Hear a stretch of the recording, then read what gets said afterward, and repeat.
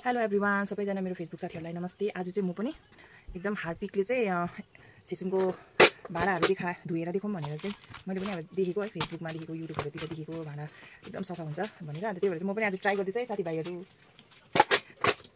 तपाईँहरूले सोच्नुहुन्छ होला यो चाहिँ टोयलेटमा युज गरेको, तर यो टोयलेटमा युज गरेको छैन। यो चाहिँ फर्स्ट नयाँ ल्याएको नि। हेर्नुहोस् है, सिल पनि खोलेको छैन।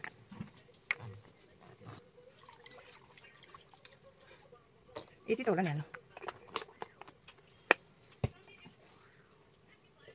यसरी घोल्नुपर्छ नि, तातो पानी, मनतातो पानीमा हार्पिक हालेर यसरी घोल्नुपर्छ। मैले पनि फेसबुकमै देखेर सिकेको, आज चाहिँ हुन्छ हुँदैन, जस्ट ट्राई।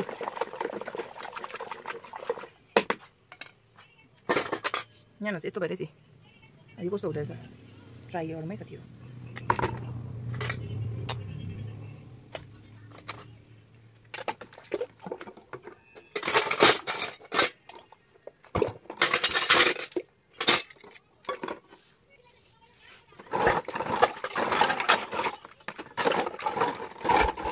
हो रहेछ साथी, हेर्नुहोस् है, अघि मैले कस्तो हालेको थिएँ, सफा हुँदो रहेछ। अब यसलाई चाहिँ फेरि एकपल्ट स्टिल जुट र साबुनले धुनुपर्छ नि त।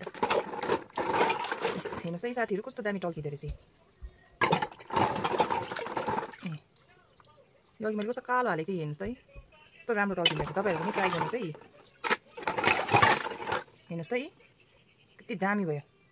यो मेहनतै गर्नु पर्दैन रहेछ यसमा चाहिँ।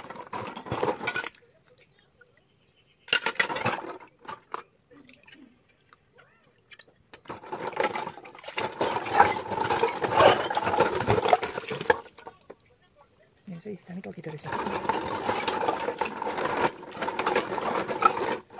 हुन्छ, तपाईँलाई अहिले लास्ट फाइनल लुक देखाउँछु नि त साथीहरू।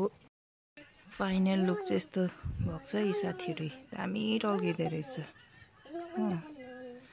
हार्पिकमा हालेर चाहिँ 10-15 मिनट राखेर चाहिँ साबुन र जुटले मजाले मोल्नु पर्दैछ। यसरी टल्किँदो रहेछ, दामी टल्केको छ मेरो छिसुङको भाँडा। मन पऱ्यो भने एकदम तपाईँले पनि ट्राई गर्नुहोस्। अनि लाइक, सेयर, कमेन्ट गर्नु चाहिँ नबिर्सिनु होला है साथीभाइहरू। हुन्छ, बाई बाई।